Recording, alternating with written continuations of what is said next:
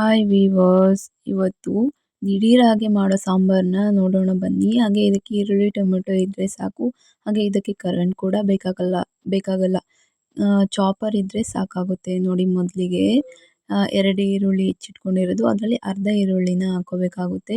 ಹಾಗೆ 2 ಟೊಮೆಟೊ ಹೆಚ್ಚಿಟ್ಕೊಂಡಿರೋದು, ಅದರಲ್ಲಿ ಅರ್ಧ ಟೊಮೆಟೊನ ಹಾಕ್ಕೊಂಡು ಇನ್ನು ಅರ್ಧನ ಎತ್ತಿಟ್ಕೊಬೇಕಾಗುತ್ತೆ. ಹಾಗೆ ಹಾಕ್ಕೊಂಡಿದ್ದಾದ್ಮೇಲೆ ನಂತರ ಸ್ವಲ್ಪ ಕೊಬ್ಬರಿ ತುರಿನ ಹಾಕ್ಕೊಬೇಕು. ಹಾಗೆ ಕೊಬ್ಬರಿ ತುರಿನ ಹಾಕ್ಕೊಂಡಿದ್ದಾದ್ಮೇಲೆ ನಂತರ ಏನು ಹಾಕ್ಕೊಬೇಕಂತಂದರೆ ಒಂದು ಸ್ವಲ್ಪ ಹುಣಸೆ ಹುಳಿನ ಹಾಕ್ಕೊಬೇಕಾಗುತ್ತೆ.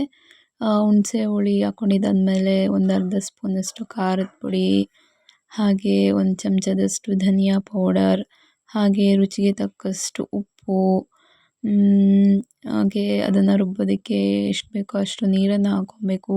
ಹಾಕ್ಕೊಂಡಿದ್ದಾದ್ಮೇಲೆ ಚಾಪರ್ ಮುಚ್ಚಳನ ಮುಚ್ಚಿ ಅದನ್ನು ಚೆನ್ನಾಗಿ ಪ್ರೆಸ್ ಮಾಡ್ಕೊಬೇಕಾಗುತ್ತೆ. ನೋಡಿ, ಹೀಗೆ ಚೆನ್ನಾಗಿ ಪ್ರೆಸ್ ಮಾಡ್ಕೊಬೇಕಾಗುತ್ತೆ. ಪ್ರೆಸ್ ಮಾಡ್ಕೊಂಡಿದ್ದಾದ್ಮೇಲೆ ಹೀಗಾಗಿರುತ್ತೆ. ಹೀಗೆ ಆಗಿದ್ದನ್ನು ಒಂದು ಬೌಲ್ಗೆ ಟ್ರಾನ್ಸ್ಫರ್ ಮಾಡ್ಕೊಬೇಕು. ಒಂದು ಬೌಲ್ಗೆ ಟ್ರಾನ್ಸ್ಫರ್ ಮಾಡ್ಕೊಂಡಿದ್ದಾದ್ಮೇಲೆ ಅದನ್ನು ಅದು ಯಾವ ಅದಕ್ಕೆ ನಮಗೆ ಬೇಕೋ ಅದಕ್ಕೆ ನೀರು ಹಾಕಿ ಅದನ್ನು ಮಾಡ್ಕೊಬೇಕಾಗುತ್ತೆ. ಹಾಗೆ ಇದನ್ನ ತುಂಬ ತೆಳ್ಳು ಕೂಡ ಮಾಡೋಕ್ಕೆ ಹೋಗಬಾರ್ದು, ಸ್ವಲ್ಪ ಗಟ್ಟಿ ಇದ್ರೇ ತುಂಬ ಚೆನ್ನಾಗಿರುತ್ತೆ. ಹಾಗೆ ನೋಡಿ, ಆವಾಗಲೇ ಮಿಕ್ಸ್ಕೊಂಡಿದ್ದಂತಹ ಈರುಳ್ಳಿ, ಟೊಮೆಟೊ ಇದೆಲ್ಲದನ್ನು ಕೂಡ ಹಾಕಿ ಮಿಕ್ಸ್ ಮಾಡ್ಕೊಬೇಕಾಗುತ್ತೆ. ಹಾಗೆ ನೋಡಿ, ಇದು ಸ್ವಲ್ಪ ಗಟ್ಟಿಯಾಗಿದ್ರೇ ಚೆನ್ನಾಗಿರುತ್ತೆ. ತೀರ ತೆಳ್ಳಗೂ ಅಲ್ಲ, ತೀರ ಗಟ್ಟಿನೂ ಅಲ್ಲ. ಹೀಗೆ ಮಾಡಿಕೊಂಡ್ರೆ ಈ ಸಾಂಬಾರು ತುಂಬ ಚೆನ್ನಾಗಿರುತ್ತೆ.